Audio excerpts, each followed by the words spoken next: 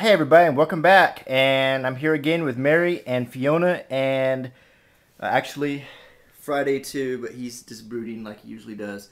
And today we are looking at the very controversial Joker action figure from The Dark Knight. And there's a whole story about this action figure. When the figure came out, and as you know, Heath Ledger died before the movie opened, people assumed this was going to be some sort of chase figure and bought them. And unfortunately, I don't know if it's a coincidence or not, the figure was kind of hard to find. So these were turning up on eBay and Amazon for over $300 a pop. And this caused, I thought it was in bad taste that people were trying to do that. Then there were rumors that there were different versions and different waves. The holes on the side of the box signified a different wave and so forth. All of it was malarkey. Go ahead, Mary. I also heard that in one of them, one of the ones that was supposed to be rare looked like him, and then they took his face sculpt out or something like that. Yeah, there's lots of rumors. But basically, there was one figure. It came out. This is what it looks like. And how much did we pay for this one? 99 cents. Yeah, Toys R Us. These are going for $1. $1. All the other action figures from The Dark Knight, like the really awesome looking Harvey Dent. There's a Harvey Dent Toys R Us exclusive. Those are all full price. But this Joker, it's almost like they just want to get rid of it.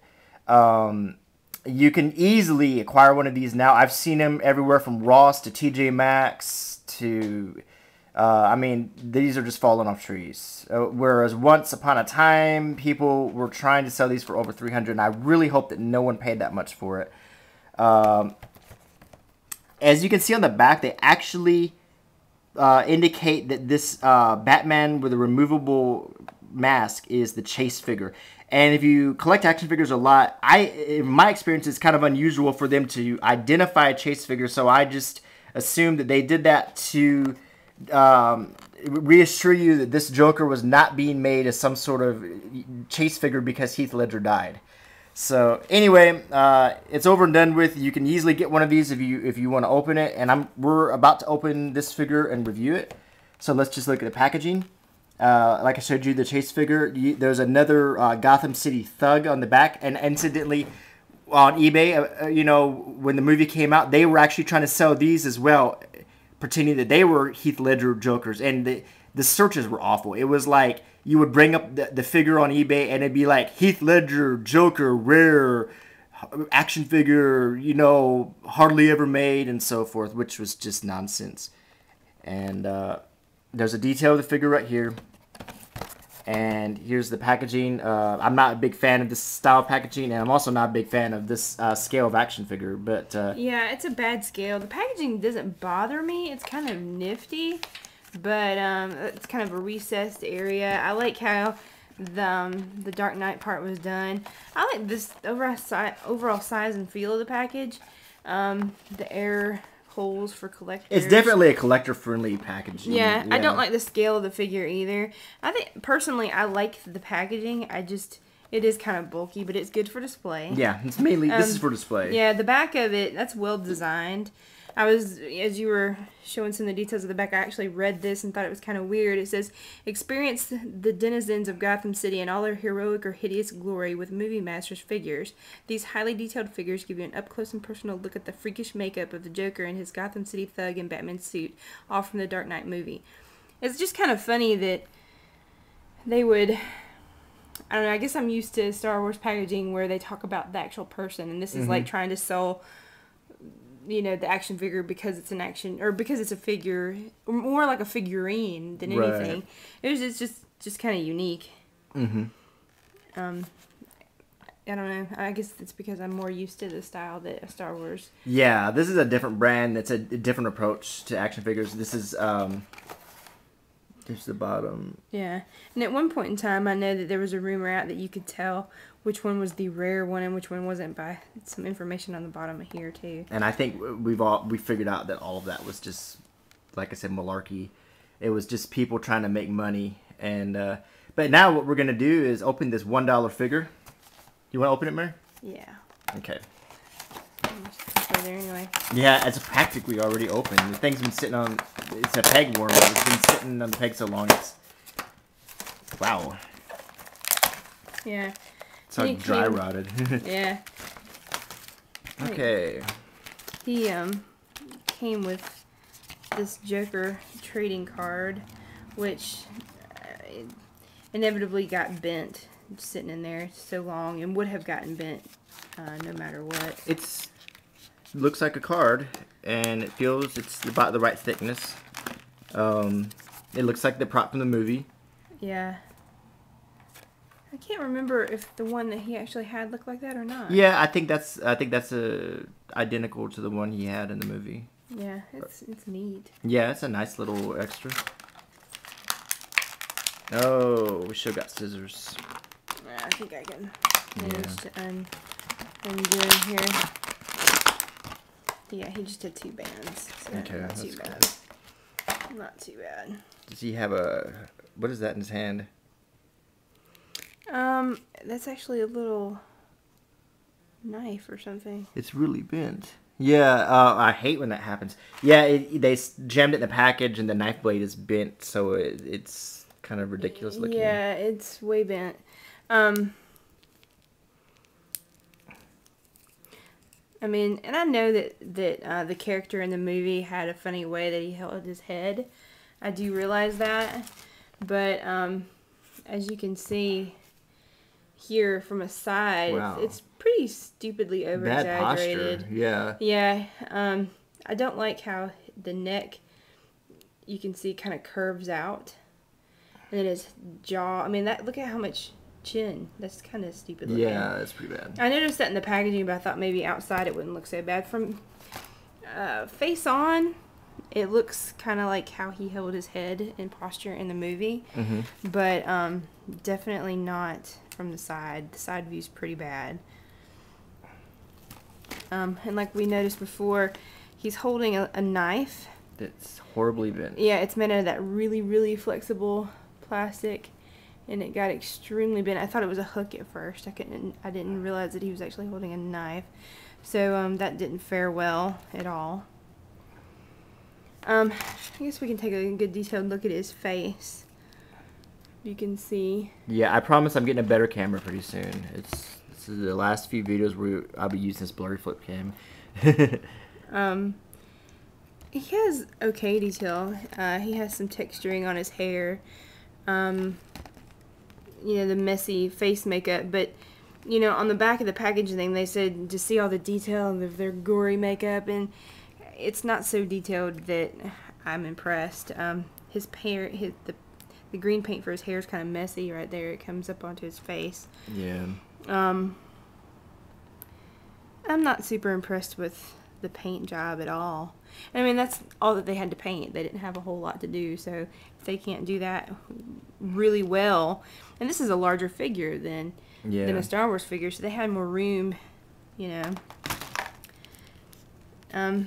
His jacket has a little bit inside color and detail there. That's nice. Yeah. It's kind of interesting. Is it pretty flexible? Yeah, his jacket's pretty flexible. It looks like it comes off at the right there. Which you could actually have him well, not really, because the sleeves don't work. I was thinking you could have him like in a vest, but no, you can't really have him in a. Yeah, you could. I guess you could, even if you just sort of ignore the sleeves. Right, but the sleeves make his shirt.